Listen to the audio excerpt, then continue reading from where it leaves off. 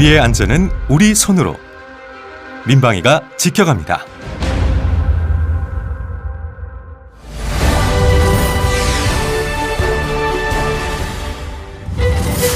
전 세계에서 유일하게 남은 분단 국가로 위로는 북한과 대치하고 주변으로는 강대국들의 이해관계가 복잡하게 얽혀있는 한반도.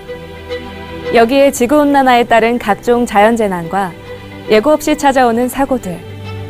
우리는 평화로운 것 같지만 언제 어떻게 맞닥뜨릴지 모르는 잠재적인 위협 속에 살고 있습니다. 이 같은 위협들로부터 내 가족의 소중한 생명과 재산, 누가 지켜야 할까요? 누구긴요. 우리 스스로 지켜야죠. 그래서 민방위 아니겠습니까? 민방위란 전시, 사변 또는 이에 준하는 비상사태뿐만 아니라 각종 재난으로부터 주민의 생명과 재산을 보호하기 위해 정부 지도하에 주민이 수행하는 각종 자위적인 활동을 말합니다. 민방위는 6, 70년대 월남의 패망과 라오스, 캄보디아의 공산화, 북한의 도발 등 다양한 안보 위협을 비롯해 산업화, 기상이변 등으로 인해 다변화되는 각종 재난에 대비하기 위해 도입되었습니다. 민방위 기본법 제18조에 따르면 현재 우리나라는 만 20세가 되는 해의 1월 1일부터 만 40세가 되는 해의 12월 31일까지의 남성으로 민방위대를 조직한다고 되어 있습니다. 민방위대원 교육은 편성 1에서 4년차 대원은 연 1회 4시간 교육을, 5년차 이상은 연 1회 1시간 비상소집 점검과 훈련 등을 받아야 합니다. 그럼 민방위대는 어떤 일을 할까요? 평상시 민방위대는 거동이 수상한 자를 신고할 수 있는 체계를 유지하며 재난 상황을 신고하고 보고합니다. 또 초기 화재 진압과 응급 환자 구조, 응급 처치, 후송도 지원합니다.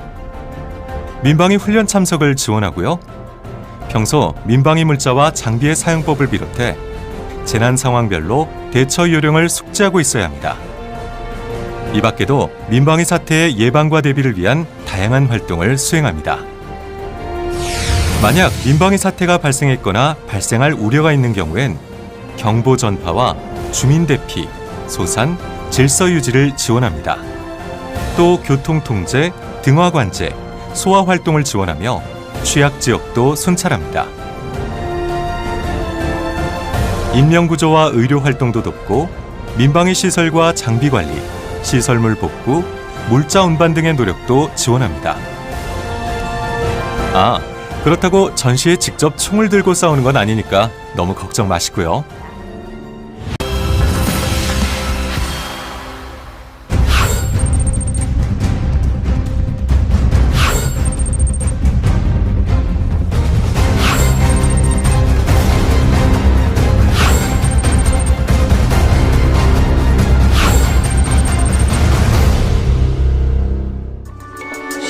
한순간에 소중한 생명과 재산을 앗아가버리는 무서운 재난. 바로 화재죠. 화재는 설마하는 안일한 마음. 가정이든 다중이용시설이든 산업 현장이든 바로 안전불감증에서 비롯한 것이 거의 대부분입니다. 그렇다면 만약 내가 생활하는 곳에서 불이 난다면 어떻게 대처해야 할까요?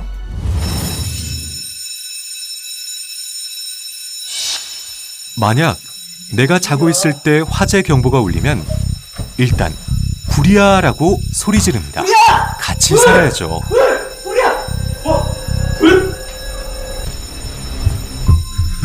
집 밖으로 대피하려고 할 때는 옷서프로 출입문 손잡이를 감싸 만져서 열기가 있으면 문 반대쪽에 불이 난 것이거든요. 열지 마세요. 불이 났을 때 엘리베이터를 이용하는 것은 절대 금물. 계단을 통해 밖으로 대피하고 여의치 않을 경우 창문으로 구조 요청을 하거나 대피 공간에 대피하세요.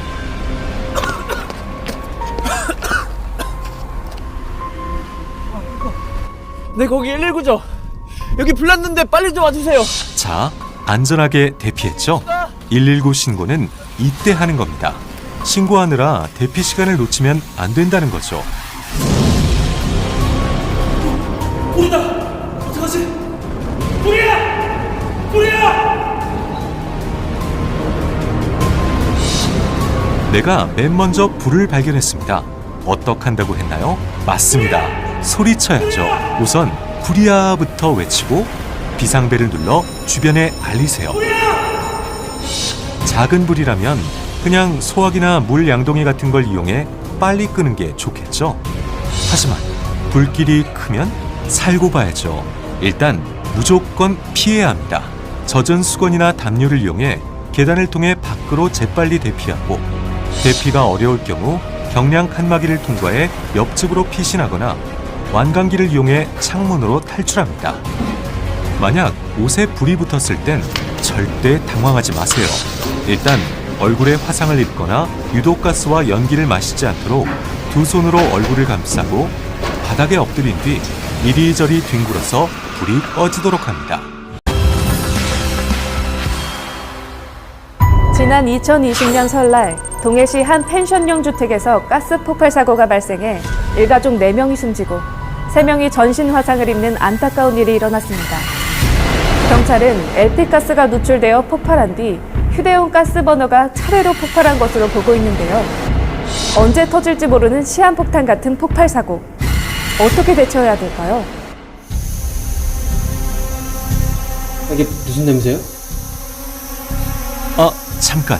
가스 누출이 의심될 땐 절대 화기를 쓰면 안 되고 즉시 환기한다. 이젠 상식이죠? 휴대용 부탄가스, 헤어스프레이 같은 폭발성 용기는 꼭 구멍을 뚫어서 버리고, 여름에 가스라이터를 자동차에 두면 된다, 안 된다? 안 된다. 또 휴대전화와 노트북을 장시간 사용하면 배터리 폭발 위험이 있으니 주의합니다. 만약 폭발 사고가 일어나면 2차 폭발에 대비해 신속하게 밖으로 대피하는데요.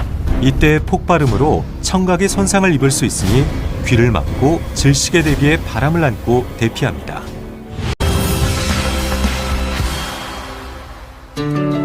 다중이용시설은 물론 각 가정에서도 흔히 볼 수 있는 안전필수품. 이제 소화기 사용법은 상식이죠. 네? 아직까지 모르신다고요? 먼저 소화기입니다. 소화기 몸통을 단단히 잡고 안전핀을 뽑습니다. 노즐을 잡고 불 쪽을 향해 손잡이를 움켜쥐며 분말이 골고루 불을 덮을 수 있도록 쏩니다. 소화전은 2인 1조로 사용하는데요. 먼저 소화전 함을 열고 호스와 노즐을 꺼냅니다. 한 사람이 호스와 노즐을 들고 호스가 꼬이지 않도록 주의하면서 불이 난 곳까지 이동한 뒤 밸브 개방 신호를 주면 밸브 개방! 다른 한 사람은 밸브를 연 다음 뛰어가서 호스 잡는 것을 도와줍니다. 이렇게 노즐 끝을 돌려 방사 각도를 조절해가며 불을 끕니다.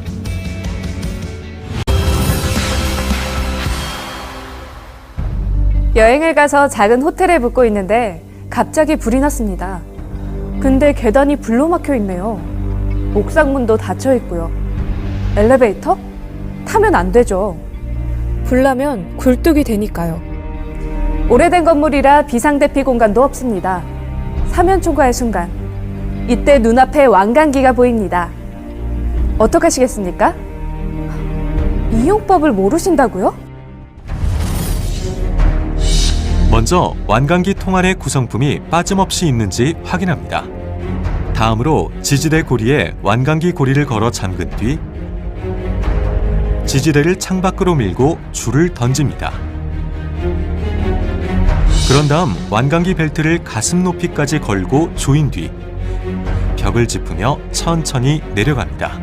보셨죠? 천천히 내려가기 때문에 완강기거든요. 안전하니까 절대 겁먹지 말고 유사시 안전하게 이용하시기 바랍니다. 갑작스러운 심정지로 길에 쓰러진 70대 노인이 마침 옆을 지나던 간호사 도움으로 목숨을 건졌습니다. 남성이 심정지로 쓰러지자 황급히 달려가 응급조치를 했던 여성.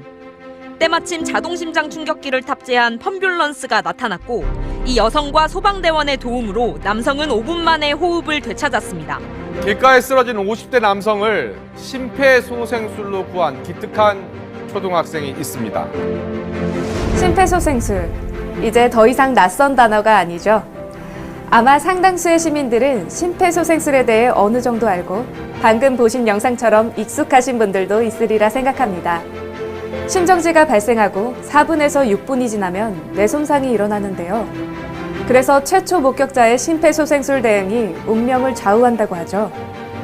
초를 다투는 위급한 순간, 소중한 생명을 살리는 4분의 기적 심폐소생술. 함께 배워볼까요? 멀쩡하던 사람이 갑자기 쓰러졌다? 그럼 대부분 심정지입니다. 바로 심폐소생술을 실시하는데요.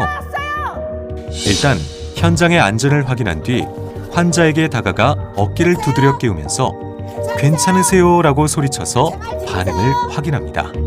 환자가 대답이 없고 움직임도 없으면 먼저 특정한 사람을 지목해 119 신고와 근처에 있는 자동 심장 충격기를 가져오도록 요청합니다.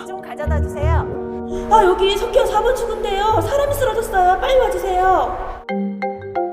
곧바로 환자의 얼굴과 가슴을 눈으로 보며 호흡을 하는지 확인하는데요. 호흡 확인 시 10초를 넘기지 않도록 합니다.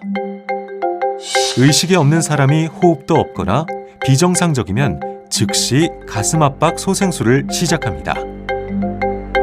가슴뼈 아래쪽 절반 부위에 깍지 낀 손꿈치를 댄 뒤 팔을 곧게 쭉 펴서 환자의 가슴과 수직을 이루도록 하고 약 5cm의 깊이와 분당 100에서 120회 속도로 체중을 이용해 압박과 이완을 반복합니다. 인공호흡을 할 의지가 있고 교육받은 구조자라면 표준 심폐소생술을 실시합니다. 먼저 가슴 압박 30회를 실시하고 머리를 젖혀 턱을 들어 올려서 기도를 개방한 뒤 바람이 새지 않게 코를 막고 입과 입을 맞대 가슴이 올라올 정도의 깊이로 1초간 동안 2회 숨을 불어넣습니다. 가슴 압박 소생술 또는 표준 심폐소생술 도중 자동 심장 충격기가 도착하면 즉시 전원을 켜고 음성 지시에 따릅니다. 환자 가슴에 패드를 부착하세요. 먼저 2개의 패드 중 패드 1은 오른쪽 쇄골 아래, 패드 2는 왼쪽 젖꼭지 아래 중간 겨드랑이 선에 부착한 뒤 커넥터를 연결합니다. 패드 커넥터를 전멸등 옆에 꽂으세요. 분석 진행 중입니다. 접촉 금지. 이때 주의할 점. 환자의 심장 리듬을 분석할 때와 심장 충격을 가할 때는 환자와 절대 접촉하지 말아야 합니다. 떨어지세요. 지금 제세동 실시하세요. 주황색 충격 버튼을 지금 누르세요. 제세동 실시되었습니다. 중지되었습니다. 자동 심장 충격기가 재분석을 하는 2분 동안 가슴 압박 소생술 또는 표준 심폐소생술을 실시합니다. 119 구급대가 도착 또는 환자가 움직임을 보이거나 정상 호흡으로 회복할 때까지 가슴 압박 소생술 또는 표준 심폐소생술과 자동 심장 충격을 반복합니다. 여기서 잠깐! 코로나19 환자나 감염병 의심 환자의 경우엔 구조자는 마스크를 쓰고 환자의 호흡을 확인한 뒤 호흡이 없을 경우에는 환자의 코와 입을 천이나 옷으로 덮어주고 가슴 압박 소생술만 실시합니다.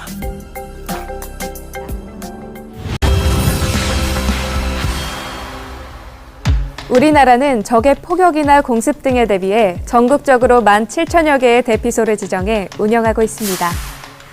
지붕 모양을 한 민방위 대피소입니다. 어디선가 많이 보셨죠? 어디서 봤을까요? 대피소는 주로 지하철역이나 지하주차장, 대형 건물 지하 출입구 등의 표지판이 부착되어 있는데요. 바로 여기에 대피소가 있죠. 여기 지하철역이 있네요. 보세요. 여기 대피소가 있죠? 네, 여기도 있네요. 바로 이런 곳이 비상시 대피소로 이용할 수 있습니다. 또 이보다 쉽게 내 주변에 있는 대피소를 찾을 수 있는데요.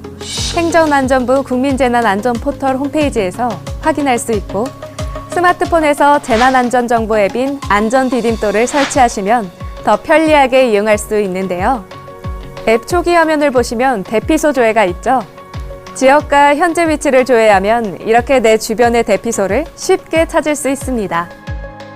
이 밖에도 재난안전 관련 다양한 시설과 정보도 검색해 볼 수 있으니까 꼭 기억해 두셨다가 잘 활용해 보시기 바랍니다.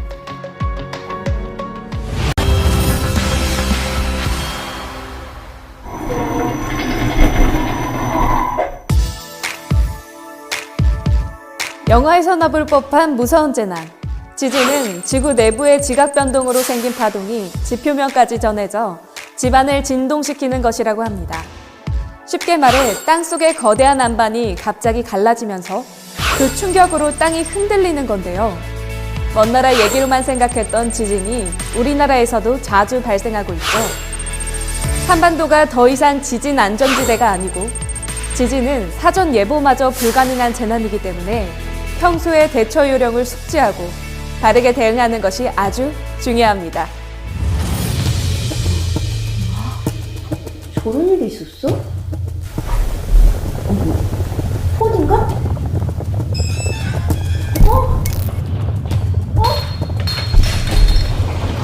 지진이 발생하면 튼튼한 탁자 밑으로 들어가 낙하물로부터 몸을 보호하세요. 여의치 않으면 방석 같은 것으로 머리를 감싸 보호합니다. 흔들림이 멈추면 가스와 전기불을 차단하고 문을 열어 출구를 확보하세요. 대피할 때는 엘리베이터 말고 계단으로, 건물이나 담장으로부터 떨어져서 낙하물이 없는 넓은 공간으로. 아시죠? 다 같이 모인 대피 장소에서는 질서 있게